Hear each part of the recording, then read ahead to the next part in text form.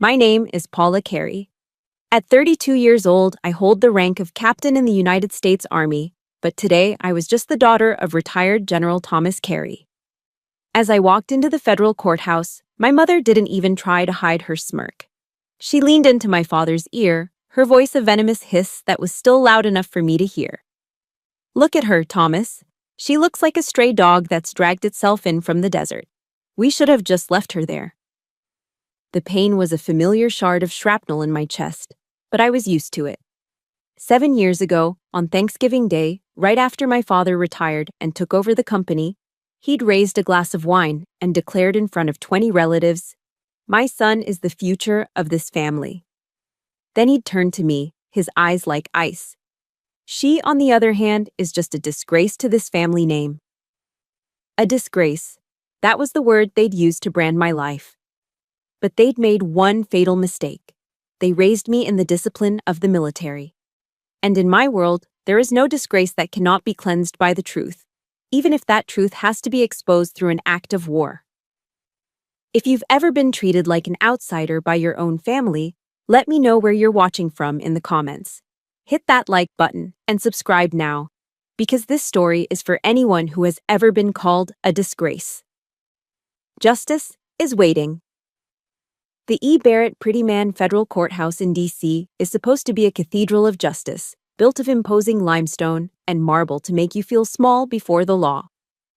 But as I walked through the oak doors of Courtroom 18, it felt less like a temple and more like a shark tank. The air was thick with the scent of money, and the sharks were circling in hand-stitched suits. They were the apex predators of the Beltway: lobbyists, lawyers, and political fixers. At the center, holding court from the polished defense table, were the two great whites. My father, retired General Thomas Carey, now the powerful CEO of Carey Defense Solutions, and my mother, Eleanor, a woman who had perfected cruelty into a high art. My father looked the part of CEO, his silver hair perfect, his jaw set with the same authority he once used to command a division. My mother sat beside him in a bone-colored Chanel suit, her posture a weapon of calculated elegance. They weren't just parents. They were a strategic partnership, and I was the hostile target they had come to neutralize. Their lead attorney, a man named Sterling, whose smile was as slick as the pomade in his hair, spotted me from across the room. He leaned over to his junior associate and, with a dismissive smirk, murmured, "The prodigal sheep has returned to the fold." The eyes of the room landed on me. They saw my simple black suit, the severe bun my ash-blonde hair was pulled into, the rigid set of my shoulders. They saw a soldier, out of place. I ignored them all. My training at West Point and in the dust-choked landscapes of Afghanistan had taught me how to operate in enemy territory. This was the heart of it. I began my advance toward the plaintiff's table, each step measured, my breathing controlled. As I passed the defense table, my mother made her move. She didn't look at me. Instead, she produced a delicate silk fan from her Hermes bag and began to wave it with a theatrical flourish. "My goodness," she declared to the air, her voice carrying with perfect clarity in the hushed room. "The smell of gunpowder and failure. It's simply suffocating." The words were a targeted strike. Gunpowder. The scent of service, of sacrifice, and failure. The label she had pinned on my entire career. She had taken everything I was and twisted it into something shameful. A collective intake of breath, a rustle of whispers. The humiliation was now public, exactly as she had intended. I felt a hot flush creep up my neck and burn my cheeks, but my expression remained a mask of neutrality. "Breathe, Carey," I told myself. "Control your sector. Don't give them a target." But the second attack, the one that truly found its mark, was one of absolute silence. My father, General Carey, did not even grant me a glance. He was turned halfway in his seat, deep in conversation with a congressman seated in the front row. He laughed at something the man said, a deep, easy sound that echoed with camaraderie and power. He gestured with his hands, his gold signet ring catching the light as if I didn't exist. As if his own daughter, standing 10 feet away in a federal courtroom, was nothing more than a piece of the furniture. That cold, deliberate indifference was more brutal than any insult. It was a declaration that screamed, "You are nothing. You do not matter." I flashed back to being 10 years old, my fingers aching after polishing the brass on his dress uniform for an hour, desperate for just a single nod of approval. He'd walked right past me then, too, on his way to an important phone call. Now, decades later, nothing had changed. I looked at him, at this powerful CEO basking in the glow of his new kingdom, and I no longer saw my father. I saw a stranger. I reached my destination, the simple, empty table reserved for the plaintiff. My lawyer wouldn't arrive for another 10 minutes, a calculated move by their side, I was sure, to leave me exposed. I didn't sit. To sit would be to accept a position of rest. Instead, I stood at parade rest, my hands clasped behind my back, my spine straight. My gaze swept the room, cataloging exits, assessing threats by instinct. My eyes finally settled on the judge's bench and on the man sitting there. Judge Miller. A name I knew from my research. But it was his history that mattered. Retired Colonel, United States Marine Corps. A veteran of Fallujah. For a fleeting second, his gaze lifted from his papers and met mine. There was no smile, no overt sign of recognition. But in that brief, shared glance, I felt a flicker of understanding. A silent communication between two people who had sworn the same oath, who lived by a code my parents had long since abandoned for profit and prestige. That was all the reinforcement I needed. I slowly turned my head, fixing my gaze directly on my parents. The whispers in the room died. They both looked at me now, their expressions a mixture of annoyance and contempt. I let the silence hang in the air for a beat, a tactical pause. Then I spoke. My voice was level, devoid of the pain and rage churning inside me, as clear and cold as a command issued on a frozen morning. General Carey, Mrs. Carey. I addressed them by their formal titles, drawing a line in the sand. I am not here today as your daughter. I let that sink in, watching the surprise register on their faces. I am here as an officer of the United States Army, executing a delayed mission. I paused, letting each word land with precision. The mission is called justice. I turned away from them then, facing forward, my eyes locking onto the large American flag standing proudly beside the judge's bench. Old Glory, the symbol of everything I had sworn to protect.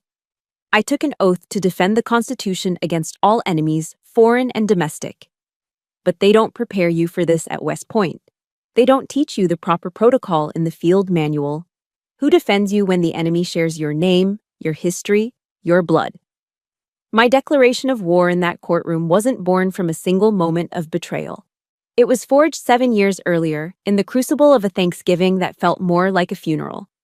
A funeral for the daughter I thought I was. It was November, and I was a first lieutenant home on leave, driving through the gilded gates of my family's estate in Potomac, Maryland. The sprawling brick manor, the manicured lawns dusted with the first frost. It was a picture of American success.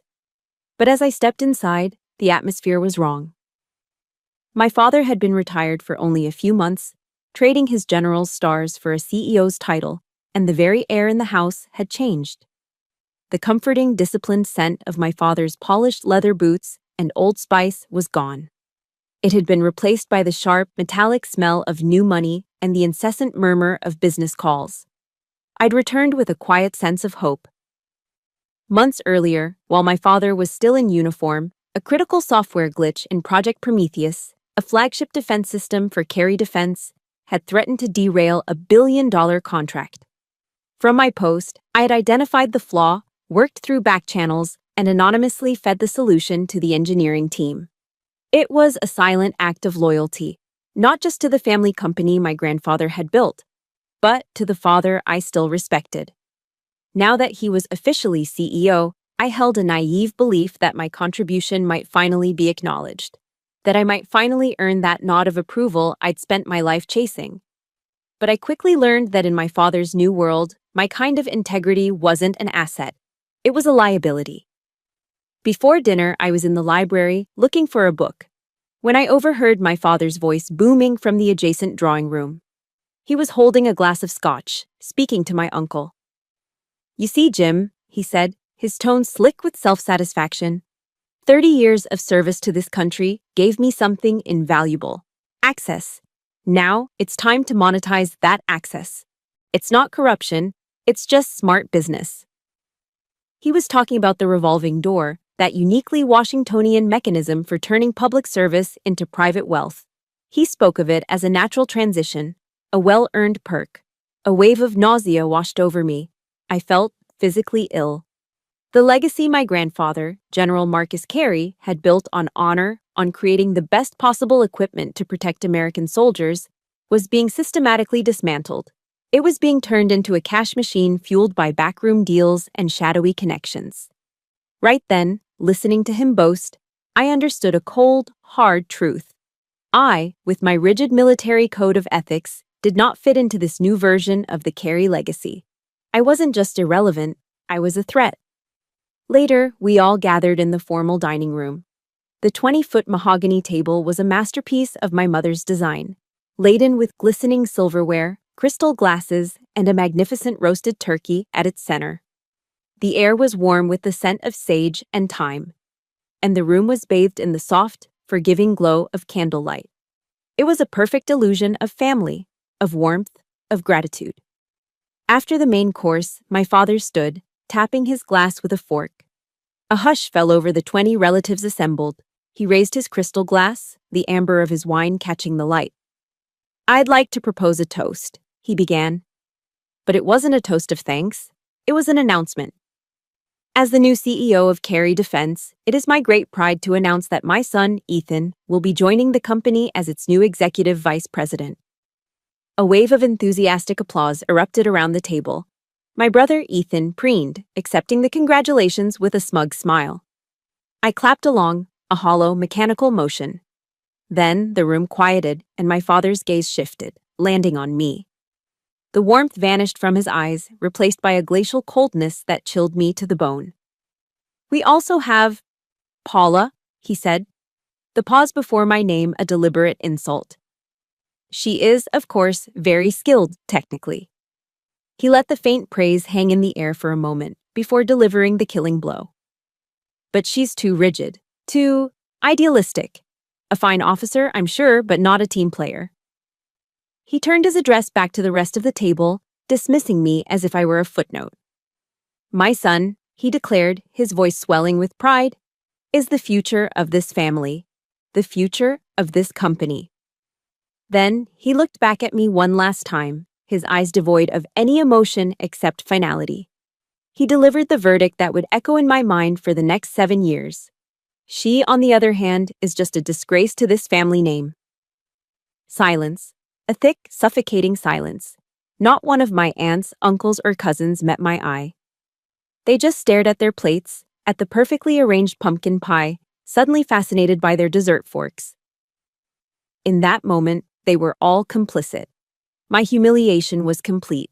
I didn't cry. I didn't scream. The pain was too deep for that. It was a void, a sudden, complete emptiness where a daughter's love for her father used to be. I carefully placed my napkin on the table, pushed my chair back, and stood up. The scraping sound of the wood against the floor was the only noise in the room. I walked out of the dining room, down the long marble hallway, and out the front door into the biting November night. No one stopped me, no one called my name. I got into my car and just drove, aimlessly, through the dark, winding roads of Potomac. The perfect sprawling houses with their warm, welcoming lights felt like a mockery. I turned on the radio, desperate for any sound to fill the crushing silence in my head. A woman's voice, warm and steady, filled the car.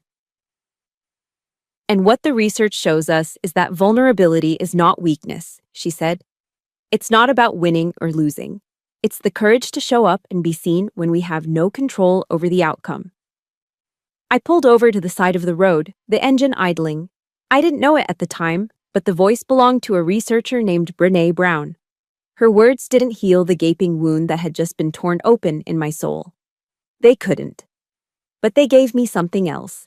They gave me a mission. the courage to show up and be seen. One day, I swore to myself in the cold darkness of that car, I would show up. And I would force them all to finally see me. Brené Brown's words gave me a mission, but courage doesn't pay rent. The morning after that Thanksgiving, my exile became official. My mother, in a final act of administrative cruelty, had my credit cards frozen and my access to our family accounts severed. The message was clear: I was not only disowned emotionally, but financially. I was on my own.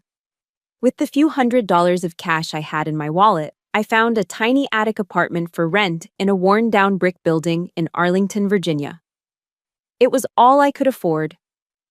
The room had sloped ceilings that I kept bumping my head on, and a single window that overlooked a grimy alley.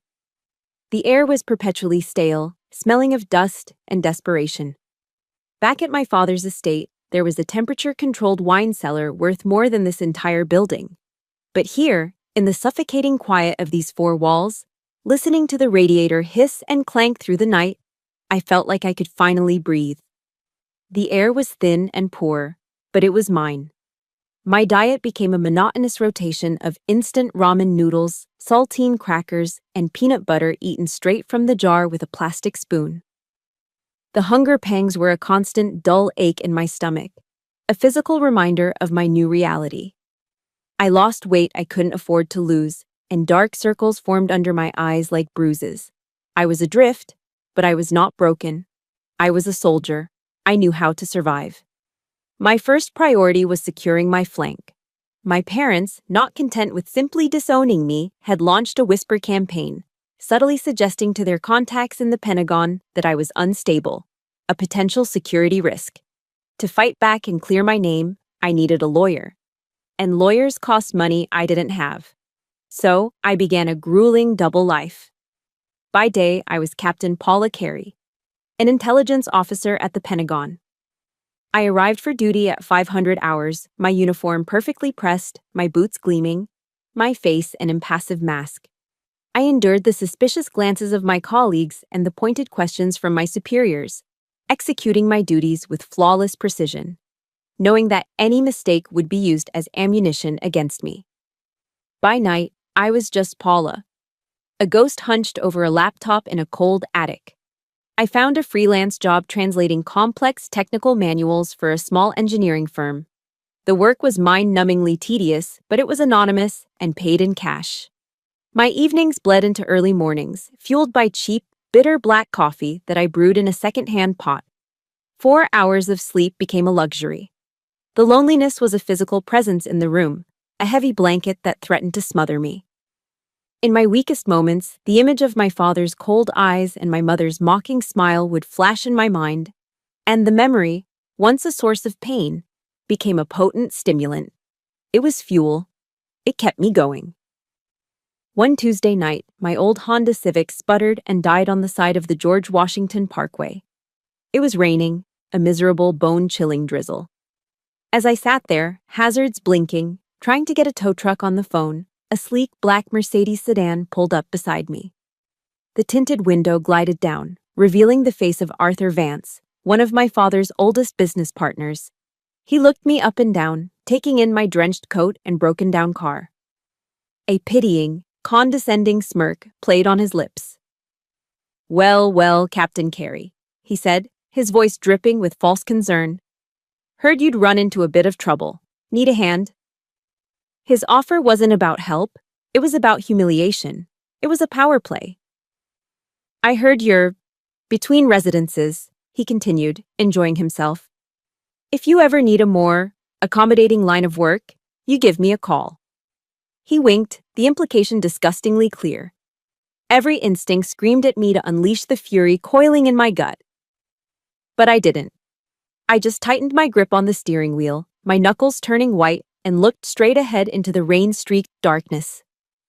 "Thank you, Mr. Vance," I said, my voice flat and steady. "I can manage on my own." He chuckled, the window slid up, and the Mercedes sped away, splashing a wave of muddy water onto my car. I sat there for a long time, not moving, just breathing. That night, sleep was impossible. I flipped on the small television in my room, and by chance, I stumbled upon a documentary. It was about the life of Supreme Court Justice Ruth Bader Ginsburg. I watched, mesmerized by her story, her quiet tenacity, her unwavering fight against injustice. And then, they showed a clip of her speaking, her voice frail, but her words like steel. "Fight for the things that you care about," she said, "but do it in a way that will lead others to join you." The words sliced through the fog of my exhaustion and despair. It was like a light had been switched on in a dark room. I had been operating purely on survival instinct, fueled by anger. I was fighting, yes, but I was fighting alone. Her words gave me a new strategy. My war couldn't be a reckless, head-on assault. It had to be an intelligence campaign. I didn't need to scream to be heard. I needed evidence. I needed proof. And most of all, as the late Justice had so wisely advised, I needed allies. I got up and walked to the small cracked mirror above my sink. I looked at my reflection, the tired eyes, the gaunt face. But then I looked at my hands. They were no longer the soft, manicured hands of the general's daughter. The pads of my fingers were calloused from hours of typing. A small cut from fixing the leaky faucet was healing on my thumb. They were the hands of a survivor. They were the hands of someone who was building a new life, brick by painful brick. For the first time in a long time, I saw not just what had been taken from me, but what I had built in its place. And I knew, with a certainty that settled deep in my bones, that I was ready for the next phase of the mission. The decision to build a case against my own family was made in the lonely quiet of my attic apartment. For weeks, that decision felt like a solitary burden, a heavy rucksack I had to carry alone through hostile territory. I spent my nights mapping out strategies on a corkboard, timelines, and names connected by red yarn, feeling like a conspiracy theorist in my own life. Then, one night, everything changed. It was close to midnight. I was staring at my board, the web of names and connections blurring before my tired eyes, when a sharp knock echoed from my apartment door. I froze. My body went rigid, my senses instantly on high alert. No one ever came here. No one even knew I lived here. I moved silently, my bare feet making no sound on the cold floorboards. Peeking through the peephole, my heart was pounding a frantic rhythm against my ribs. On the other side of the door was a man in a simple gray hoodie. For a second, I didn't recognize him. Then my mind caught up. Jake Evans, Sergeant First Class, retired. Army Ranger. The man whose life I'd pulled from a firefight in Kandahar. His face was framed by the dim, flickering light of the hallway, and in his hands, he held a brown paper bag that smelled faintly of bacon and coffee. I unlatched the 3 locks and opened the door. He gave me a small, tired smile. "Heard you were in the neighborhood," he said, his voice a low rumble. "Figured your MRE rotation was getting a little boring." He held up the bag. It had the bright yellow logo of a Waffle House on it. I stepped back, letting him in, a strange mix of suspicion and relief washing over me. He walked into my Spartan room, his presence immediately filling the small space. He took in the corkboard, the stacks of documents, the single mattress on the floor, but his face registered no pity, no surprise. Just a quiet assessment. "It's not much," I said, my voice raspy from disuse. "It's a forward operating base," he corrected me, setting the bag down on the floor. "Needs some fortification, but the location's secure." We sat on the cold floor, the takeout boxes spread between us like a battlefield map. He'd brought waffles, scrambled eggs, and bacon. So much bacon. For me, after weeks of ramen and peanut butter, it was the most extravagant feast I could imagine. Steam rose from the food, carrying a scent of simple, honest warmth that filled the entire room. We ate in a comfortable silence at first. Jake didn't press me with questions about my family or the lawsuit. He didn't offer condolences or try to analyze the situation. Instead, he just started telling stories. He talked about our time in Afghanistan, reminding me of the ridiculous donkey that used to wander onto our base, or the time a sandstorm had turned everything, including our coffee, a gritty shade of orange. He recounted old jokes and shared updates on guys from our unit. And for the first time in months, maybe years, I laughed. It wasn't a polite chuckle. It was a real, deep from the belly laugh that felt rusty and unfamiliar. It felt like breaking the surface of the water after being held under for too long. With every story, with every shared memory, the icy armor I'd built around my heart began to thaw. Jake's presence was like a small, steady campfire in the frozen landscape of my life. He didn't see me as a victim or a disgrace.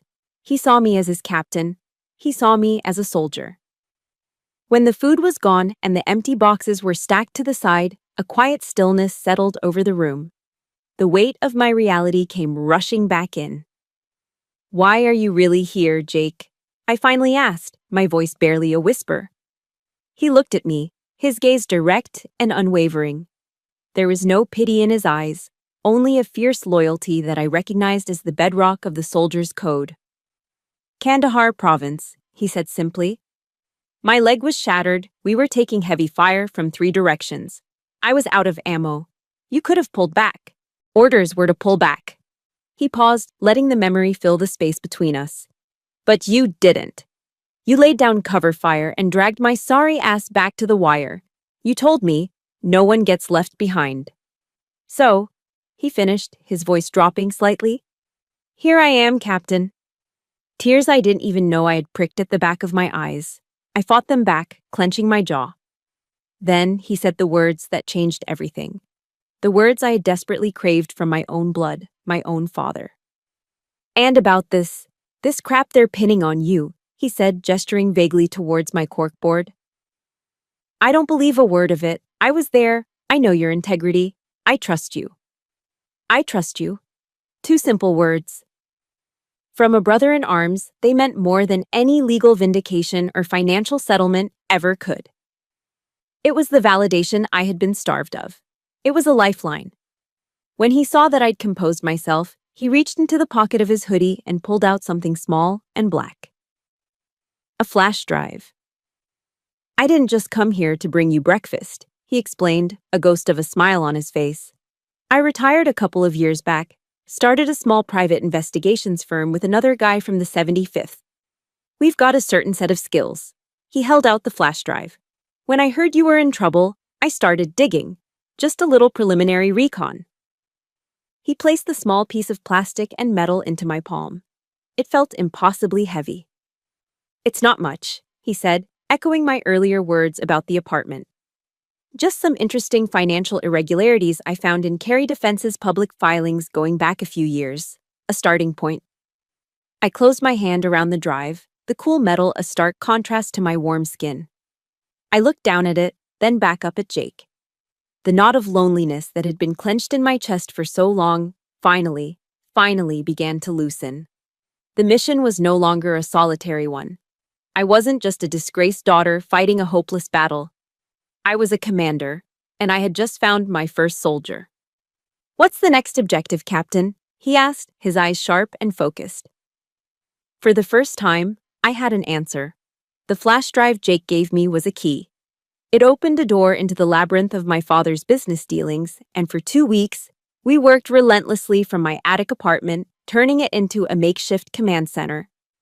We spent our nights tracing shell corporations and offshore accounts, connecting dots that formed a disturbing picture of greed and corruption. For the first time since my exile began, I felt a flicker of hope. I was no longer a victim reacting to their attacks. I was an operative gathering intelligence for a counteroffensive. Then, the enemy made their move. It happened on a Tuesday morning. An unknown number flashed on my burner phone. I almost ignored it, but my training kicked in. Never refuse intel. I answered. "Paula, darling, it's your mother." Her voice was a syrupy concoction of warmth and affection that I hadn't heard in years. It was so jarringly out of character that every nerve in my body went on high alert. Psychological operation incoming, I thought. Phase 1, disorientation. "I know we've had our misunderstandings," she cooed, the word a masterful understatement of the war she had declared on me. "Your father and I miss you terribly. We were thinking, why don't we have lunch? Just the 3 of us." At the Four Seasons, like old times. The Four Seasons in Georgetown. It was a calculated choice. It wasn't just a restaurant, it was a symbol. It was where we celebrated birthdays, anniversaries, promotions. It was a place woven into the fabric of my childhood, a place of supposed safety and happiness.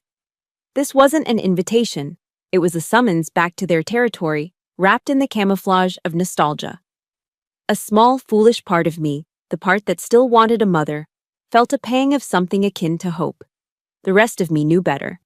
An intelligence officer never willingly walks into an ambush, but she also never refuses a meeting with the opposition. "I'll be there," I said, my voice neutral.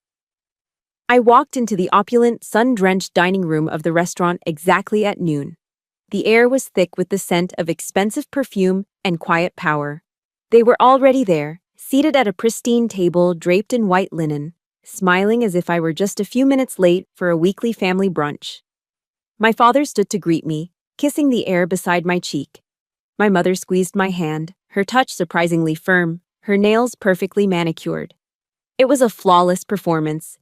"Darling, you look thin," she said, her voice laced with manufactured concern. She began to reminisce, her words painting a soft focus, idealized portrait of our past.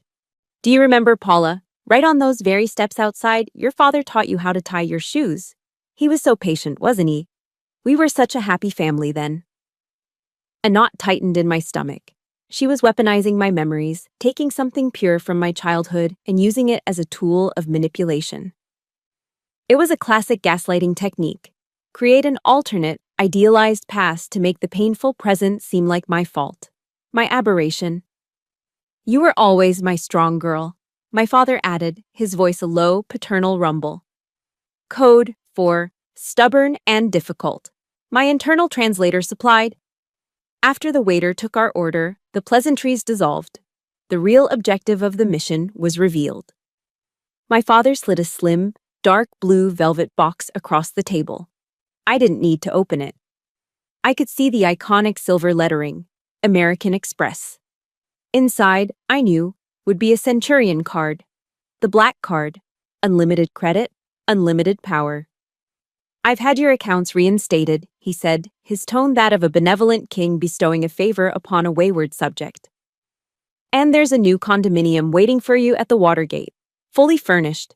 Let's put this unpleasantness behind us, Paula. It's time to come home." My mother leaned in, her voice dropping to a conspiratorial whisper. "All those nasty allegations, the legal troubles, we can make it all disappear. Like it never happened. All you have to do is sign this." She produced a sleek leather folder and pushed it across the table next to the box. I didn't need to read the whole thing. My eyes scanned the headings. Non-disclosure agreement. Relinquishment of all future claims against Carey Defense Solutions and its principals. The trap was sprung. The picture was now crystal clear. This wasn't about reconciliation. They didn't want their daughter back. They wanted to buy my silence. They had assessed my situation, my poverty, my isolation, and concluded that my honor had a price tag, a black card and a condo at the Watergate. They looked at my 7 years of struggle, of building a life from the ashes of their betrayal, and thought they could erase it all with a checkbook. The last, fragile flicker of hope inside me died, and in its place, a cold, clean anger ignited. It wasn't the hot, messy rage of a wounded child. It was the focused, precise anger of a soldier who has just seen the enemy's true intentions. I calmly folded my napkin and placed it on the table. I hadn't touched my food. I didn't touch the velvet box or the leather folder. I stood up, my movements deliberate and controlled. I looked directly at my father, meeting his gaze without flinching. "My grandfather, General Marcus Carey, taught me what honor is," I said, my voice quiet but carrying across the table with absolute clarity. "He taught me it's the one thing you build yourself and the one thing no one can take from you unless you sell it." I let my gaze shift to my mother, who was staring at me, her perfect smile frozen in place. "He would never have sold his honor," I continued, "and neither will I." I turned and walked away. I didn't run. I didn't look back. I walked through the hushed, elegant dining room, past the tables of Washington's elite, my back straight, my head held high. I could feel their eyes on me, the stunned silence of my parents a palpable force behind me.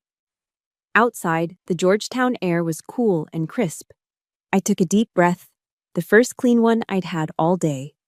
I passed a public trash can on the corner. On impulse, I reached into my pocket, pulled out the embossed business card for the 4 seasons that the hostess had given me, and dropped it into the bin. Then I took out my phone and dialed Jake's number. He answered on the first ring. "Jake," I said, my voice as cold and hard as steel. "It's me." "Captain, how did the meeting go?" "They just made a tactical error," I replied. "A fatal one." My declaration to Jake that my parents had made a tactical error was an understatement. It wasn't a mistake, it was an act of aggression. They had failed to buy my silence, so now they were escalating to a new level of psychological warfare. I spent the next few days in a state of heightened alert, working with Jake to decipher the data on the flash drive, waiting for their next move. I didn't have to wait long. The attack came not as a frontal assault, but as a quiet, digital execution. It arrived in my inbox on a Friday afternoon. The subject line was innocuous. Invitation. The General Marcus Carey Honor Scholarship Ceremony. My heart skipped a beat. West Point, my alma mater. The scholarship was an endowment my grandfather had established, awarded every year to the cadet who best exemplified the principles of leadership and integrity. For the past 6 years since my own graduation, I had been the one to present it. It was the one remaining link to my family's honorable legacy, a sacred duty I cherished more than anything. My hands trembled slightly as I opened the email. It was the official invitation, embossed with the Academy's crest. I scanned the program details, my eyes searching for my name on the roster. And then I saw it. Scholarship presented by Mr. Ethan Carey. Ethan, my brother. The corporate stooge who couldn't tell a rifle from a rake. It was a dagger to the heart. They hadn't just removed me, they had replaced me with the very symbol of their new, corrupt empire. They were erasing me from my own history, right at the place where my identity as a soldier had been forged. As I stared at the screen, my phone buzzed with a text message. It was from my mother. "Probably best if you don't show up, Paula. Don't embarrass the family any further." That was it. That was the final straw. The dam of discipline and restraint I had spent 7 years building inside me finally broke. The cold, calculated anger I had nurtured turned into a white-hot, uncontrollable rage. All the pain, all the humiliation, all the lonely nights and quiet struggles coalesced into a single, explosive point. I didn't think. I just acted. My fingers flew across my phone's screen, pulling up my father's number. He answered on the second ring, his voice calm and condescending. "Paula, to what do I owe the pleasure?" "Why?" The word came out as a strangled whisper, all the air knocked out of my lungs. There was a pause. I could hear the faint clinking of ice in a glass. "The scholarship is for individuals who represent honor, Paula," he said, his tone infuriatingly reasonable. "That's just not you right now. It's time you accepted that."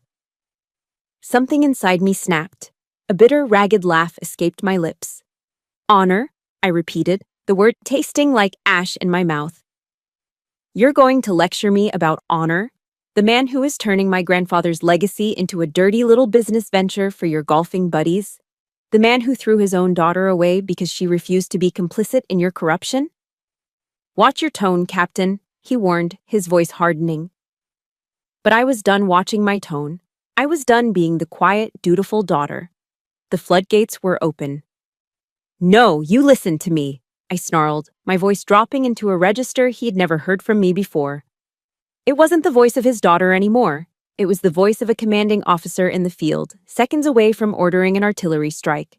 "Listen very carefully, General." I used his rank like a weapon, just as he had used mine to dismiss me. I heard his sharp intake of breath on the other end of the line.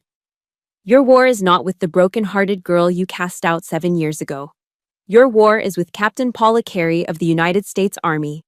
You have violated every code of honor we are sworn to uphold. You have betrayed the legacy of a great soldier for profit. And I, as the last loyal soldier of General Marcus Carey, am holding you accountable." Every word was a bullet, fired with deadly precision. "Your game is over," I said, my voice dropping to an icy calm. "The bribery, the shell companies, the lies, it's all over.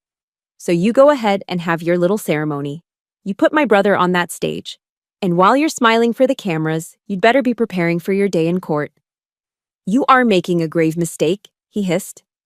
"No," I said, my voice final. "My mistake was staying silent for 7 years. That mistake is now corrected." I ended the call before he could respond, my thumb stabbing the screen. The sudden silence in my attic apartment was deafening. My whole body was shaking with the adrenaline of a battle fought and won. For the first time, the crushing weight in my chest was gone. The endless burden of trying to win back their love, of trying to be the perfect daughter, it had vanished. In its place was a profound, liberating clarity. I knew who I was. I was a soldier. And I had a mission. I took a single, deep breath, feeling the cold, steady calm of a warrior before a fight. The rage was gone, replaced by pure, unadulterated purpose. If you have ever had that one final moment where you knew you could no longer stay silent, hit that like button to stand with me.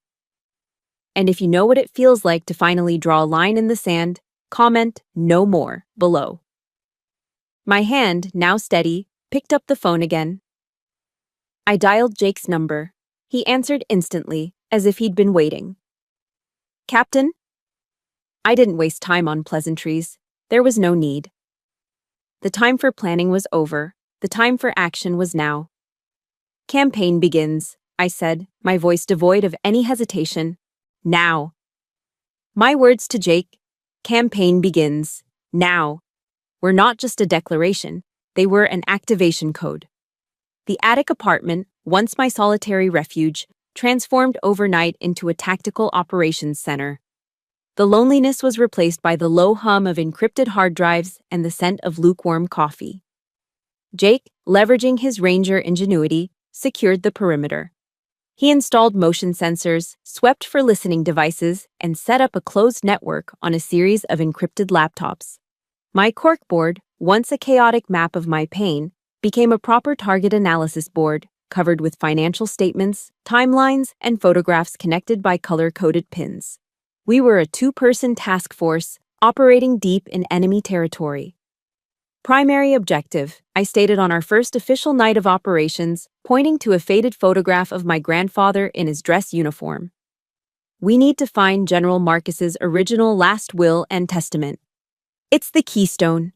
Everything else, the lies, the character assassination, the theft of my inheritance, it all hinges on the fact that they made that document disappear." Jake nodded, his expression grim. "I've got a thread. Your grandfather's old estate lawyer, a guy named Alistair Finch. He vanished off the map right after your grandfather passed. Dropped out of the bar association, sold his house, gone. Most people assumed he retired to Florida, but Finch wasn't a Florida kind of guy." Jake tapped a key on his laptop, bringing up a property deed. "I think I know where he stashed his most sensitive files before he went dark."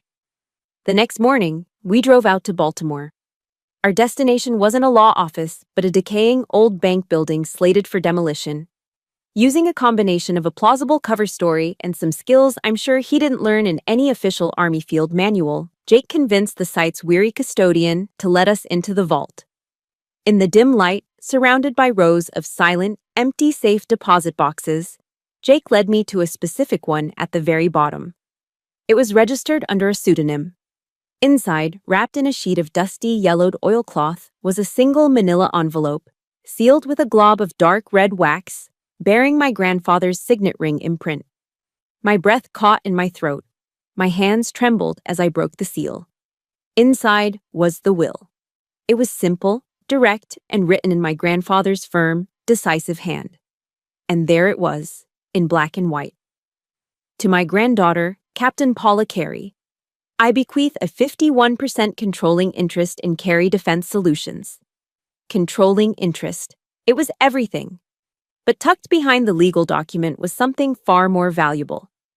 It was a handwritten letter on his personal stationery.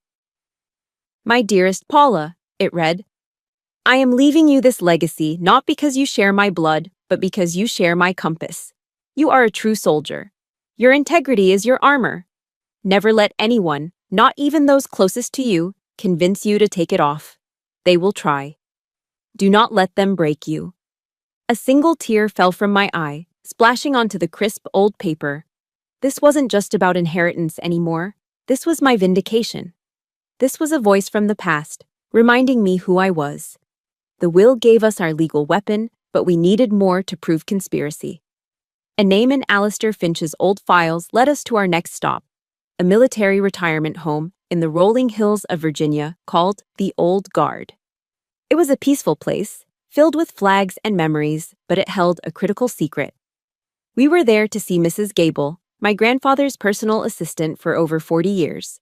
We found her sitting in a sunlit solarium, a frail woman in her late 80s, her hands gnarled with arthritis, but her eyes as sharp and clear as a winter morning. She looked up as we approached, a knowing glint in her eye. I've been waiting for you, Captain, she said, her voice a soft, papery whisper. She knew who I was. She had been expecting me. She recounted the day years ago, when my grandfather had signed the real will. Your parents were there, she said, her gaze distant. In his study. They argued with him, pleaded with him to change it, to give everything to Ethan. Your father was insistent, but the general was a man of principle. He wouldn't budge. She paused, looking at me intently. I knew they would try something. Mrs. Gable's hands trembled as she reached for a decorative tin of Danish butter cookies sitting on the table beside her. She fumbled with the lid. Jake gently took it from her and opened it. Inside, nestled among yellowed newspaper clippings, was not a cookie, but a small square photograph. A Polaroid. She picked it up with unsteady fingers and handed it to me. The photo was slightly faded, the colors washed out by time, but the image was perfectly clear. It was my grandfather, sitting at his desk, his pen poised over the will. Standing directly behind him, with one hand on his chair, was his lawyer, Alistair Finch. And next to him, smiling brightly, almost triumphantly, into the camera, was my mother, Eleanor Carey. That smile. The same smile she wore at cocktail parties. Seeing it in this context, it looked monstrous. I took it as a keepsake, Mrs. Gable explained softly. A memory of a great man. Your mother tried to take it from me. She said it was blurry, that I should throw it out. But I kept it. I always knew it was important. I stared at the photograph, the weight of it in my hand feeling immense. This wasn't just a picture. This was a weapon. In my father's preliminary deposition for the case, my mother had sworn under oath that she was out of town on the day the will was signed, that she had no knowledge of its contents. This single forgotten Polaroid proved she had lied.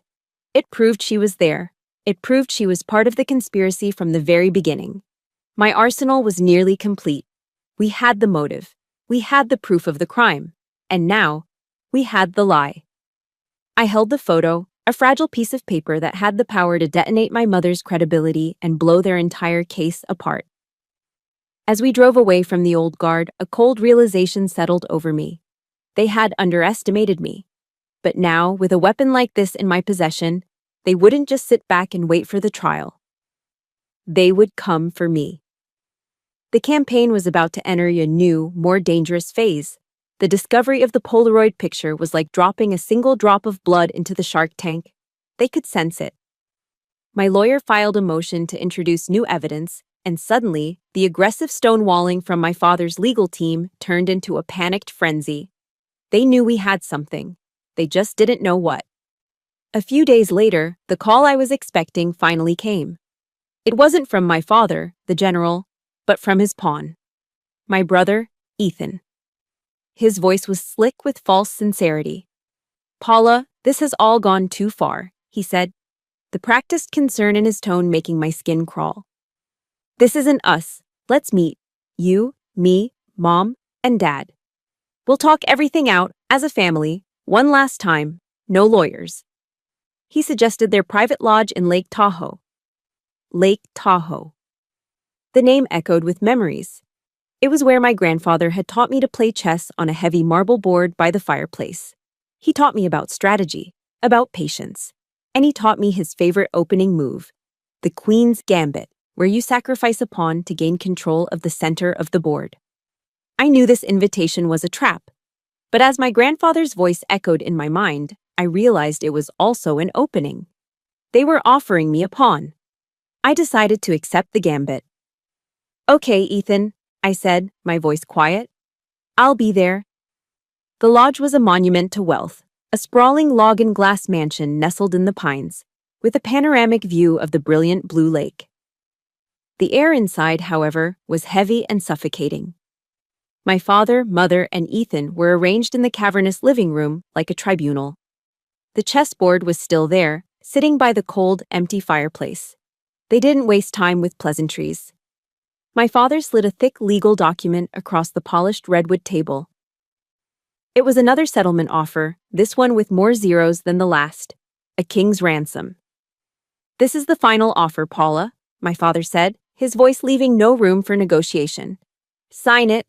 We put this all behind us, and you can live a very comfortable life far away from here." This was the moment, the opening move. I picked up the expensive fountain pen they'd provided. I feigned hesitation, letting my gaze drift around the room, making myself appear small and overwhelmed. I looked at Ethan, who was lounging in a leather armchair, a smug, triumphant look on his face. He saw me as a pawn, easily sacrificed and removed from the board. It was time to let him make his fatal mistake. I don't understand," I said, pitching my voice to sound weak, uncertain. I looked at my father. The lawyer, Mr. Finch, the one who disappeared. What really happened to him? My father's jaw tightened, but it was Ethan who took the bait. He let out a condescending laugh. "Oh, Paula, you're still so naive," he sneered, getting up from his chair and walking towards me, circling like a predator. He was enjoying this, the feeling of absolute power. "You really think the world plays by your little West Point honor code?" He leaned down, his face close to mine. "Look, Dad took care of the old man. Finch was becoming a problem, so he was retired, permanently. He won't be testifying. He won't be doing anything, ever again." My blood ran cold. He said it so casually, as if discussing a routine business transaction. "Now, what do you want?" he pressed, his voice a low threat. "Do you want to take the money and have a nice, quiet life? Or do you want to end up like him?" The room fell into a deathly silence. I saw a flicker of panic in my mother's eyes. My father shot up from his seat, his face contorted with rage. "Ethan, shut your mouth!" But it was too late. The piece had been moved. The trap was sprung. I slowly placed the pen down on the table, my hand perfectly steady. The mask of the weak, frightened victim dissolved from my face, replaced by the cold, calm expression of a soldier whose target is in her sights. I reached into the inside pocket of my jacket and pulled out a small, sleek object. A digital voice recorder disguised as a pen. I set it on the table between us. The tiny red recording light was still blinking. "Thank you, Ethan," I said, my voice clear and strong. Intelligence confirmed. The color drained from his face. My mother let out a small, strangled gasp. My father looked as though he'd been physically struck. I stood up and turned to leave, the sound of their frantic, furious whispers and curses chasing me out the door. The fresh, pine-scented mountain air felt clean, pure. Jake was waiting for me in a nondescript rental car parked down the road. He looked at me, his expression tense. "Did you get it?" I held up the recorder. "Every word." He let out a breath he'd clearly been holding. Then he handed me a second burner phone. "You need to hear this," he said. "Your father called me an hour ago. He must have gotten my number from one of his old military contacts." Jake pressed play. My father's voice, tight with a mixture of arrogance and desperation, filled the car. "Evans, I know what you're doing. I know who you are. Here's the deal. $5 million. Cash. You deliver my daughter to a location I specify, and you walk away. You refuse, and you'll find that a private investigator's license is a very fragile thing. I listened to the recording, to my own father trying to buy and sell me like a piece of property. And I didn't feel pain. I didn't feel anger. All I felt was the quiet, absolute finality of the game ending. I looked at Jake, then at the recorder in my hand containing Ethan's confession, and finally at the phone with my father's recorded bribery attempt. All the pieces were in place. The king was exposed with no moves left to make. A small, cold smile touched my lips. "Checkmate," I whispered. The day of the final hearing, I walked back into the federal courthouse, but this time, it was different. The silence of my first visit had been replaced by the chaotic symphony of a media firestorm. Reporters clogged the hallways, their cameras flashing like strobe lights, their questions a barrage of noise. This wasn't a private family matter anymore. It was a public execution of the Carey family name. Across the courtroom, I saw them. My family. But they were shadows of their former selves. The arrogance was gone, replaced by a gaunt, hollowed-out exhaustion. My father's ironclad posture had wilted. My mother's cruel smirk had been wiped clean, leaving behind the pinched, pale face of a woman terrified of losing everything. Even Ethan's smugness had evaporated, leaving only a petulant fear in his eyes. They looked like what they were, defeated. Their lawyer, Sterling, made one last desperate attempt as I walked past. "Captain Carey," he hissed, his voice low and urgent. "It's not too late for a quiet settlement. We can make this all go away." I stopped and looked him directly in the eye, my own gaze as hard and unyielding as granite. "Mr. Sterling," I said, my voice cutting through the courtroom's low hum. "Silence is what allowed the truth to fester in darkness for 7 years. Today, the truth is going to scream." I walked past him without another word. I was no longer the defendant in their court of family opinion. I was the plaintiff, and I was armed with the unshakable weight of the truth. The hearing began. My lawyer, a sharp, no-nonsense woman named Ms. Davies, didn't waste time. She began her assault, each piece of evidence presented like a perfectly aimed artillery round. First, she submitted my grandfather's original will. A gasp rippled through the courtroom as the document, authenticated by forensic experts, was displayed on the overhead screens. I watched my mother's face turn the color of ash as she saw the clear, undeniable signature of the man whose legacy she had tried to steal. Round 2 was the Polaroid photograph. Davies projected the faded image onto the screens for the entire court to see. My grandfather signing the document, and my mother, Eleanor Carey, smiling her society smile right behind him. The same woman who had sworn under oath that she was in Palm Beach that entire week.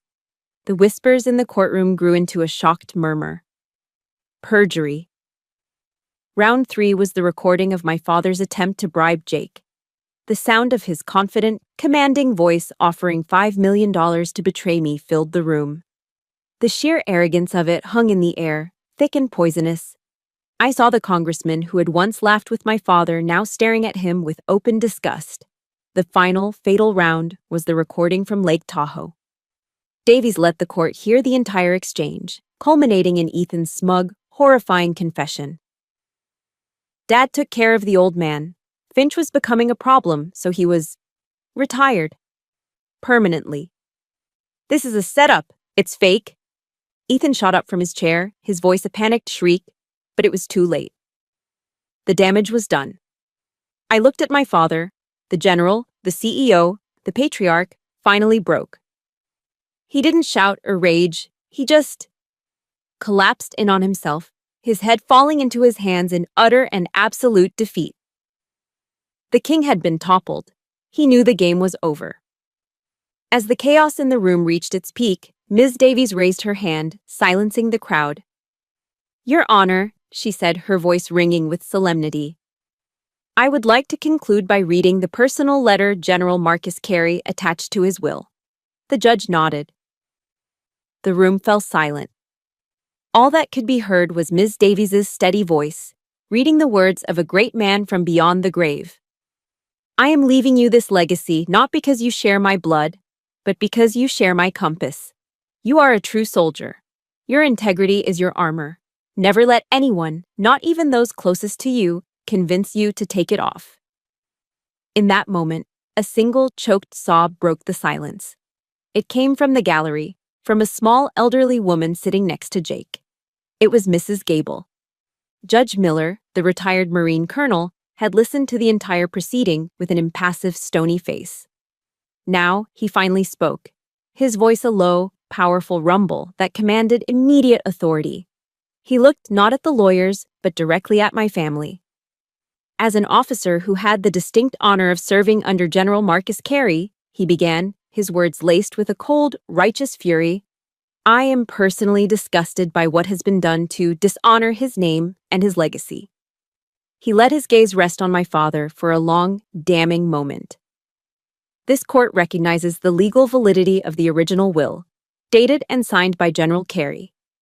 Controlling interest of Carey Defense Solutions is hereby awarded to Captain Paula Carey, effective immediately.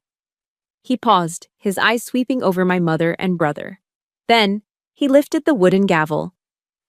Furthermore, this court finds sufficient evidence to hold the defendants, Thomas Carey, Eleanor Carey, and Ethan Carey, in custody pending federal prosecution on charges of forgery, conspiracy, obstruction of justice, and potential involvement in the disappearance of Alistair Finch. He brought the gavel down. The sharp, definitive crack echoed through the courtroom like a rifle shot. It was over. U.S. Marshals moved in immediately, their movements efficient and impersonal. I watched as they approached my family. I watched them ask my father, the great general, to stand and place his hands behind his back. I watched my mother, a woman who lived for appearances, crumble as the cold metal of handcuffs closed around her wrists. In the midst of the chaos, as they were being led away, my father looked up. His eyes found mine across the crowded room. For a split second, the noise of the reporters, the flashing cameras, the murmur of the crowd, it all faded away. There was no anger left in his gaze, no hatred. There was only a vast, empty expanse of ruin. I saw the ghost of the father I once worshipped and the stranger he had become. I held his gaze, not with triumph, but with a profound and aching sadness. Then he was gone, led through a side door, out of the courtroom, and out of my life. The battle was won. But standing there, in the aftershock of the explosion I had detonated, I felt no elation. Only the hollow, ringing silence that follows a war. After the verdict, after the storm of reporters had finally subsided, I was escorted to Judge Miller's chambers. He stood waiting by the window, his judge's robe gone, revealing the simple, crisp uniform of a retired Marine colonel. The room was quiet, lined with books and smelling of old leather and justice. He turned to face me, and the stern, impartial mask of the federal judge was replaced by the quiet, knowing gaze of a fellow soldier. General Marcus would be proud of you today, Captain, he said, his voice warm with a respect that went beyond the courtroom. He always believed that true loyalty is to the truth, not to rank or to bloodline. You proved him right. His words were the final validation I needed. It wasn't just a legal victory anymore, it was a victory of honor. It was the full-throated approval from the world my grandfather had built, the world I'd fought so hard to belong to. I simply nodded, unable to speak, and gave him the crispest salute I had ever rendered. He returned it. Outside the courthouse, Jake was waiting, a silent, steady presence in the swirling chaos. He shielded me as we pushed through the mob of cameras and microphones. A reporter shoved a microphone in my face, her voice sharp. Captain Carey, how does it feel to finally get your revenge? I stopped. The question hung in the air. I looked at the reporter, but I was speaking to the world. This was never about revenge, I said, my voice steady and clear, carrying over the din. Revenge is about the past. This was about the future. It was a recalibration of a moral compass. The mission is complete. I didn't answer any more questions. Jake and I got into his car and drove away, leaving the noise and the spectacle behind. We didn't celebrate. There were no champagne toasts or triumphant cheers. There was only a profound sense of relief, the deep, bone-weary quiet of a soldier finally returning home from a long and brutal war. 1 year later, a lot had changed. I'd completed my final tour of duty, honorably discharged from the army I loved, and I had taken my rightful place as the CEO of Carey Defense Solutions. But my first significant act as leader didn't take place in the boardroom. It took place on the shores of Lake Tahoe. I drove up to the lodge alone, the same lodge where the final trap had been set. It was late afternoon, and the setting sun cast a golden, forgiving light across the water. I walked down to the pier, holding the original handwritten letter from my grandfather. I read his words one last time, committing them to my heart. Then I lit a match and set the corner of the paper on fire. I watched as the flames consumed the page, turning his strong, confident script into black, curling ash. It wasn't an act of forgetting. It was an act of liberation. I was keeping the lesson but releasing myself from the weight of the war. I let the ashes drift from my fingers, scattering them over the calm blue water, and with them, I let go of the last remnants of my pain. Back in DC, I began the real work. I didn't just want to run the company, I wanted to rebuild its soul. My father had led with a top-down command and control style. I did the opposite. Inspired by the writings of leaders like Simon Sinek, I instituted a culture of servant leadership. I listened to my engineers. I empowered my managers. I made it clear that our primary mission was not to maximize profit, but to protect the soldiers who used our equipment. Honor, I told them, would be our guiding principle. I also established the Marcus Carey Foundation for Ethical Defense Leadership, a nonprofit dedicated to providing legal support and whistleblower protection for any service member or defense employee who dared to speak truth to power. Last spring, I was invited back to West Point to be the keynote speaker at the very scholarship ceremony I had been barred from. Standing on that hallowed stage, looking out at the sea of young, hopeful faces in their crisp gray uniforms, my journey came full circle. After my speech, a young female cadet stood up to ask a question. "Ma'am," she began, her voice nervous but determined, "after everything you went through, have you forgiven your family?" The question settled over the auditorium. I thought for a long moment, not about them, but about the true meaning of the word. "In the military," I answered, my voice quiet but firm, "we don't talk a lot about forgiveness. We talk about accountability, and we talk about moving forward. They have been held accountable for their actions by the law. And I have been held accountable for mine." I looked out at all of them, the future leaders of the Army. "My most important action now," I continued, "the one I hold myself accountable for every single day, is to build a legacy that a soldier can be proud of. To build a company they can trust with their lives." The story ends here, but my work continues. Back in my office, the large, intimidating portrait of my father that once hung in the boardroom is gone. In its place, I hung the old, faded photograph of my grandfather. Beneath it, I had a simple brass plaque engraved. It doesn't list his accomplishments or his rank. It just says 4 words, the words that have become my compass, my constitution. Honor is what you build. My war is over, but the most important work, the building, is something we all do every day. My story is just one story of turning pain into purpose. Maybe you're building a new career after a setback, rebuilding trust that was broken, or simply building a life defined by your own values, not by the labels others try to give you. If you believe that our true legacy is what we build from the ashes, then please like this video to show your support and subscribe to the channel. This is a community for survivors, for fighters, and for builders. Thank you for listening.